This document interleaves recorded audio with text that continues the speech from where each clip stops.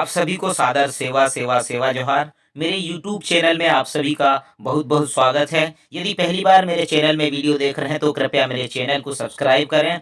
Video अच्छा लगे तो लाइक, कमेंट्स और ज़्यादा से ज़्यादा शेयर करें। आज के इस वीडियो में आप जानेंगे पेसा एक्ट से जुड़ी हुई कुछ खास बातें। आप सभी का वीडियो में स्वागत है। पेसा एक्ट के तहत जनजातीय समुदाय की पारंपरिक सामाजिक व्यवस्था को मान्यता दी गई है।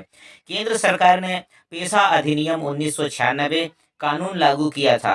एमपी से पहले देश के 6 राज्यों में पेसा एक्ट लागू किया गया है। मध्य प्रदेश में भी पेसा अधिनियम जाने पेसा एक्ट लागू होने से जनजातियों को मिलेंगे कौन से अधिकार। मध्य प्रदेश में पेसा एक्ट लागू हो गया है। सामान्य तौर पर सभी के मन में यह जिज्ञासा है कि यह पेसा एक्ट आखिर है क्या, साथ ही इससे किसको फायदा होने वाला है। सरल शब्दों में कहें तो यह जनजातियों को जल जंगल जमीन पर हक देने का कानून है, जो मध्य प्रदेश से पहले देश के 6 राज्यों में लागू हो चुका है। इस एक्ट के माध्यम से ग्राम सभा को शक्तिशाली बनाया जा रहा है। आइए मुख्यमंत्री शिवराज सिंह की जुबानी ही समझते हैं कि पेसा एक्ट के तहत क्या क्या अधिकार जनजातीय समुदाय को मिलेंगे। शिवराज सिंह चौहान ने धरती आबा बिरसा मुंडा जयंती के अवसर पर 15 नवंबर 2022 दिन मंगलवार को शहडोल में महामहिम राष्ट्रपति द्रौपदी मुर्मू की उपस्थिति में पेसा एक्ट लागू करने की घोषणा करते हुए चेतावनी भी दी कि जो नियम के विरुद्ध काम करेगा उसके खिलाफ कड़ी कार्रवाई की जाएगी। पंचायत या अनुसूचित क्षेत्रों में विस्तार अधिनियम 1996, जिसे अंग्रेजी में कहते हैं the panchayat extension to the scheduled areas act 1996, जो पेसा एक्ट के नाम से जाना जाता है, संसद का एक कानून है, न कि 5वीं एवं 6ठी अनुसूची जैसा संवैधानिक प्रावधान। गांव की जमीन के और वन क्षेत्र के नक्शा, खसरा, B1 आदि ग्राम सभा को पटवारी और बीट गार्ड हर साल उपलब्ध कराएंगे। गांव का रिकॉर्ड लेने बार बार तहसीलों के चक्कर नहीं काटने पड़ेंगे। यदि राजस्व अभिलेखों में कोई गलती पाई जाती है तो ग्राम सभा को उसमें सुधार के लिए अपनी अनुशंसा भेजने का पूरा अधिकार होगा। अधिसूचित क्षेत्रों के बिना ग्राम सभा की सहमति के किसी भी प्रोजेक्ट के लिए गांव की जमीन का भू अर्जन नहीं किया जाएगा। गैर जनजातीय व्यक्ति या कोई भी अन्य व्यक्ति छल कपट से बहला फुसला कर विवाह करके जनजातीय भाई बहनों की जमीन पर गलत तरीके से कब्जा करने या खरीदने की कोशिश करें तो ग्राम सभा इसमें हस्तक्षेप कर सकेगी। यदि ग्राम सभा को ये बात पता चलती है तो वह उस भूमि का कब्जा फिर से जनजातीय भाई बहनों को दिलवाएगी। यदि ग्राम सभा को ऐसा करने में कोई कठिनाई होती है तो वो भूमि का कब्जा वापस दिलाने के लिए मामले को उपखंड अधिकारी को भेज सकेगी। अधिसूचित क्षेत्रों में ग्राम सभा की अनुशंसा के बिना खनिज के सर्वे, पट्टा देने या नीलामी की कार्रवाई नहीं की जा सकेगी। खनिज पट्टों की स्वीकृति में अनुसूचित जनजाति की सहकारी सोसाइटियों, महिला आवेदकों और पुरुष आवेदकों को अपनी अपनी श्रेणियों में प्राथमिकता दी जाएगी। गांव के तालाबों का प्रबंधन अब ग्राम सभा करेगी। जलाशय में मछली पालन और सिंघाड़ा उत्पादन आदि गतिविधियां कर सकती हैं। इससे होने वाली आमदनी ग्राम सभा के पास जाएगी। जलाशय में किसी भी प्रकार की गंदगी, कचरा, सीवेज आदि जमा ना हो, प्रदूषित ना हो, इसके लिए ग्राम सभा किसी भी प्रकार के प्रदूषण को रोकने के लिए कार्यवाही कर सकेगी। 100 एकड़ तक की सिंचाई क्षमता के तालाब और जलाशय का प्रबंधन संबंधित ग्राम पंचायत द्वारा किया जाएगा। ग्राम सभा अपने क्षेत्र में स्वयं या एक समिति गठित करके गौण वन उपजों जैसे अचार, गुठली, करंज बीज, महुआ, लाख, गोंद, हर्रा, बहेरा, आंवला आदि का संग्रहण, विपणन, मूल्य निर्धारण और विक्रय कर सकेंगे।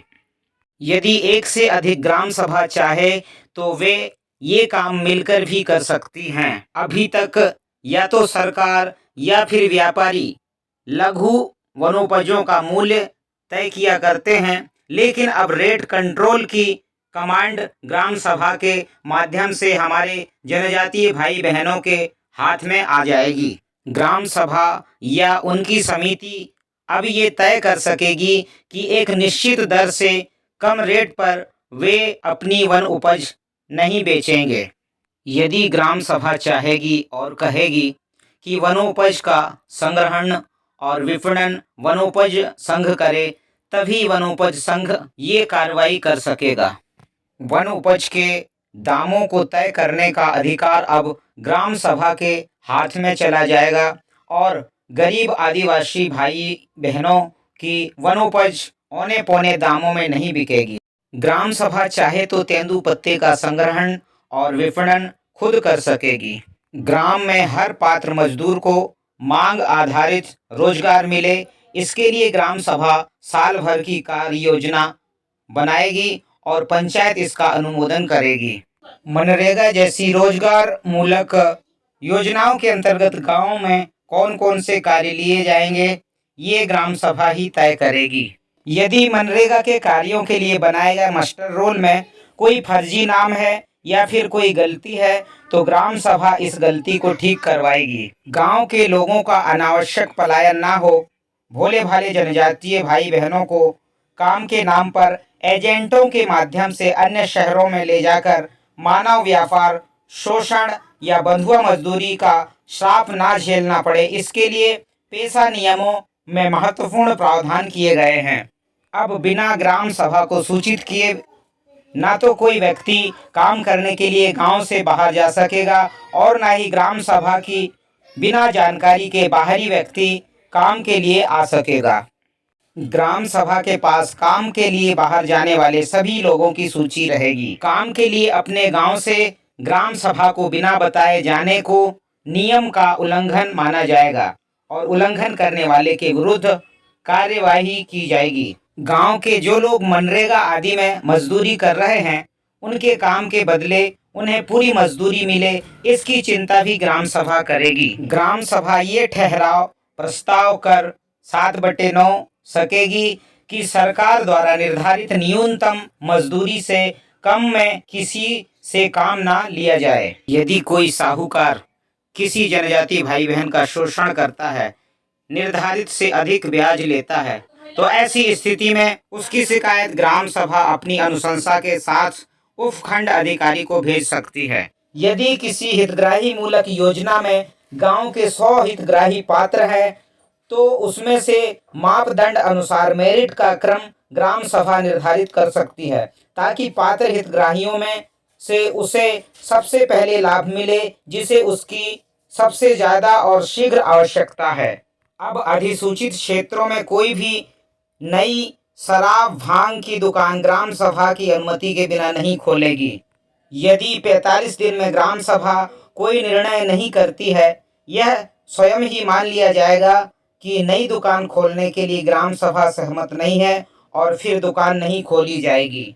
यदि कोई शराब या भांग की दुकान गांव के अस्पताल, स्कूल, धार्मिक स्थल आदि के आसपास हो, तो उसे अन्यत्र शिफ्ट करने की अनुशंसा ग्राम सभा सरकार को भेज सकेगी। ग्राम सभा किसी स्थानीय त्योहार के अवसर पर उस दिन पूरे दिन के लिए या कुछ समय के लिए शराब दुकान बंद करने की अनुशंसा कलेक्टर से कर सकती है।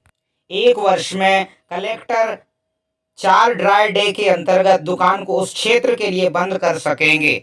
नशे की लत को हतोत्साहित करने के लिए ग्राम सभा न केवल किसी सार्वजनिक स्थान पर शराब का उपयोग प्रतिबंधित कर सकती है, बल्कि व्यक्तिगत रूप से उपयोग किए जाने वाले मादक द्रव्यों की सीमा भी कम कर सकती है। गांव में अवैध शराब के विक्रय को रोकने का काम भी ग्राम सभा द्वारा किया जाएगा। हर गांव में एक शांति एवं विवाद निवारण समिति होगी। यह समिति परंपरागत पद्धति से गांव के छोटे मोटे विवादों का निराकरण कराएगी और ग्राम में शांति व्यवस्था बनाए रखने में मदद करेगी। इस समिति में कम से कम 1/3 सदस्य महिलाएं होंगी। नियमों में ये भी प्रावधान किया गया है कि यदि ग्राम के किसी व्यक्ति के खिलाफ FIR दर्ज हो तो इसकी सूचना पुलिस थाने द्वारा तत्काल गांव की शांति एवं विवाद निवारण समिति को दी जाएगी।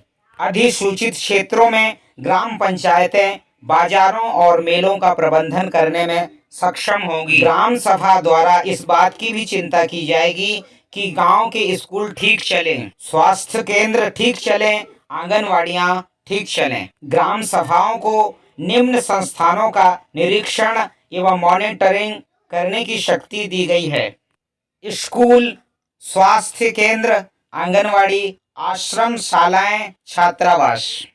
पेशा एक्ट की 5 प्रमुख बातें: पहला, जमीन आपकी; दूसरा, जल आपका; तीसरा, जंगल आपके; चौथा, श्रमिकों के अधिकारों का विशेष ध्यान; पांचवा, स्थानीय संस्थाओं, परंपराओं और संस्कृति का संरक्षण संवर्धन। इन्हीं सभी बातों को इस वीडियो के माध्यम से बताने का प्रयास किया गया है। यदि आप मेरे चैनल में पहली बार वीडियो देख रहे हैं तो कृपया मेरे चैनल को सब्सक्राइब करें, बेल आइकॉन को दबाएं और वीडियो अच्छा लगा हो तो लाइक, कमेंट्स और ज़्यादा से ज़्यादा शेयर करें।